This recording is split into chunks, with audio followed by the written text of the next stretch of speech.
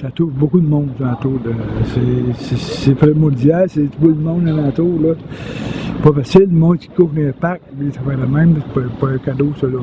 On a des itinérants, des sans-abri, qui sont, à mon avis, la partie la plus évidente de la pauvreté.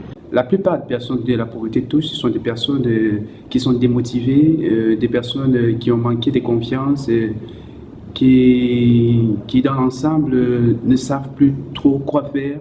Ça touche les personnes qui ont, si on veut, pas eu de chance dans la vie, là, qui n'ont pas eu d'opportunité tant professionnelle que relationnelle. Là. La seule chose que j'ai à dire, c'est que la pire affaire qu'on peut faire, c'est de naître pauvre.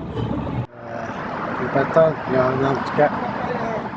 Je dirais pas qu'il y a un groupe en particulier. Tu peux avoir un Québécois qui est bien pauvre, que tu peux avoir quelqu'un d'une autre nationalité qui l'est. Il y a des jeunes qui sont obligés de se jeter dans la rue juste parce qu'ils ne trouvent pas un emploi ou parce qu'ils n'ont pas de moyens. Ben, moi, comme travail, je suis intervenant psychosocial. J'ai déjà travaillé avec des gens qui ont fait médecine. Le stéréotype populaire, c'est que c'est des gens au-dessus de tout facteur de risque, de précarité, tout ça. Mais il suffit des fois qu'il arrive un événement émotionnel dans sa vie. J'ai connu quelqu'un qui a perdu sa femme. Depuis ce temps-là, il était en situation d'itinérance depuis des années. Fait que ça touche à peu près toutes les classes sociales, à mon avis, la pauvreté. Autant l'entourage des personnes qui la vivent que la personne elle-même.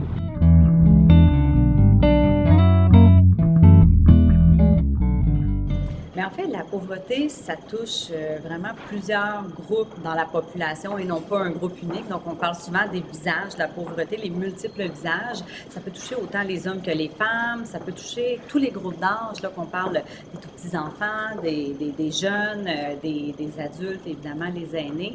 À cet effet-là, on dit qu'environ 1 adulte sur 5 en Estrie vit dans une situation là, d'un ménage à faible revenu. Donc, c'est quand même beaucoup de gens.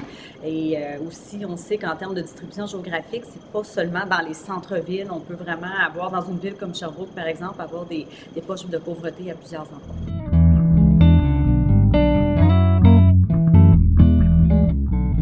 Première des choses, essayer d'aider les gens à avoir moins de préjugés envers les gens pauvres. Soient capables de les aider puis de partager au lieu de gaspiller puis de jeter soit la nourriture ou les meubles ou peu importe. Puis, mais pas seulement de créer des organismes pour les aider, mais lui montrer comment s'en sortir. C'est ça qui est le principal parce que sinon, ça crée comme un monstre, un besoin immense. Je ne fais pas la politique, je ne connais pas grand chose en politique, mais néanmoins, on peut comprendre qu'il faut créer des emplois, puis il faut soutenir des personnes qui sont en manque de confiance.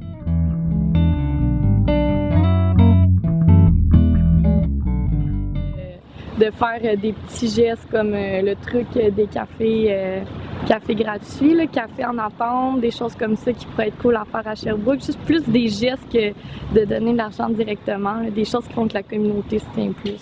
Si porter comme des vêtements que moi je n'utilise plus, en place de les mettre au vidange, ben, je vais les porter dans une friperie que je sais qu'il y a quelqu'un d'autre qui va l'acheter, qui va le porter. Ça peut aider.